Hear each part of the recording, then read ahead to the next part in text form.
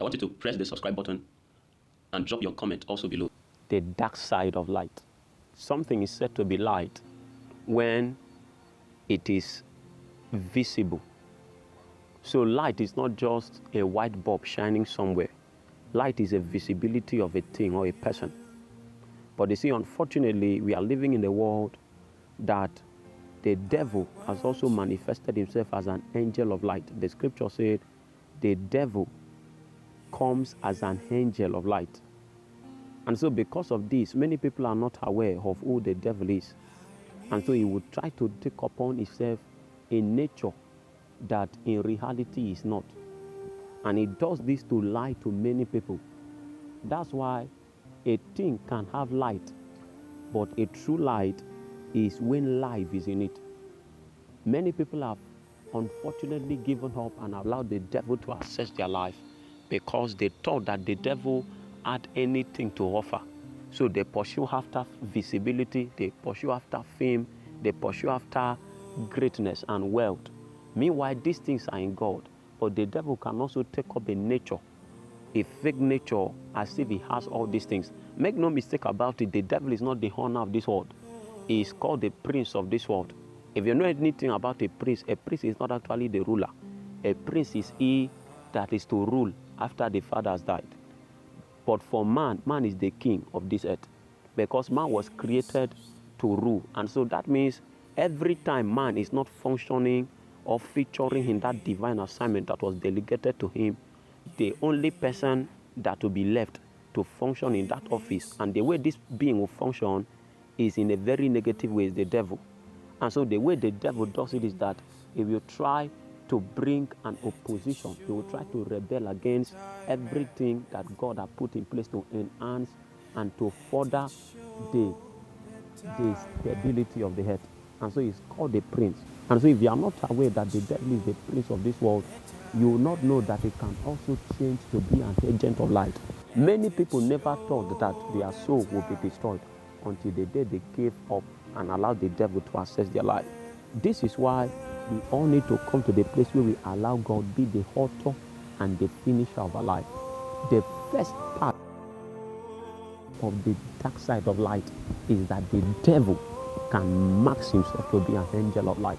And if you are not really conscious of what or who the true light is, which is Jesus, he said in John chapter 3, in John chapter 1, he said in the beginning was the Word was with God, and the Word was God. The same was in the beginning, all things were made by him. The scripture said in him was life, and the life was the light of men. He said the light shineth in darkness, and darkness comprehended not.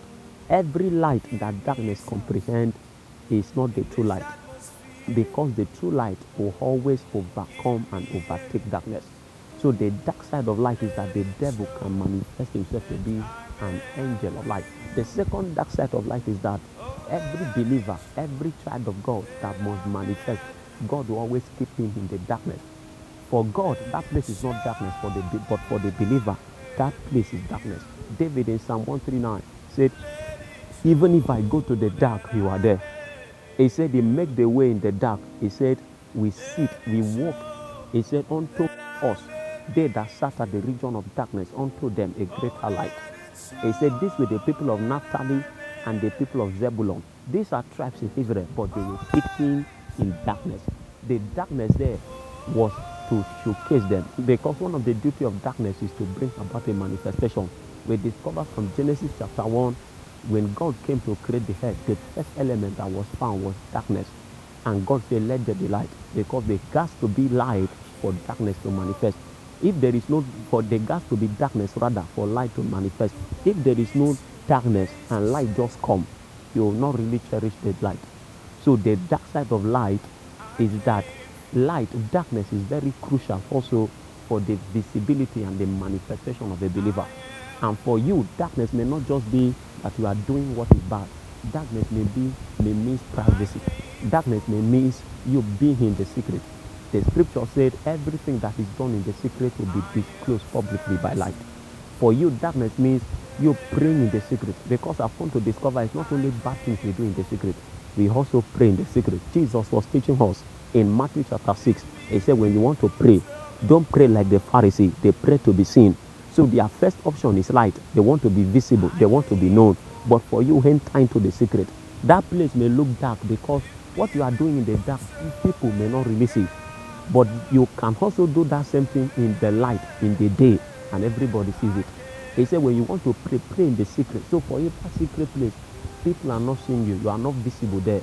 You are in the dark time of your life. Because that time, you may not keep many friends. You may not have many people that are clapping hands for you.